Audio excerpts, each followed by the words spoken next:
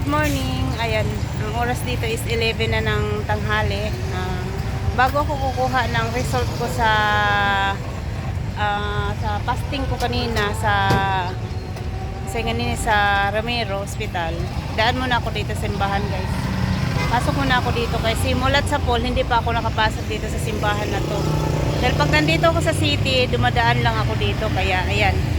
Pasok muna tayo dito para makapagdasal na rin. Para okay, pamilya na mo diyan. baka sakali.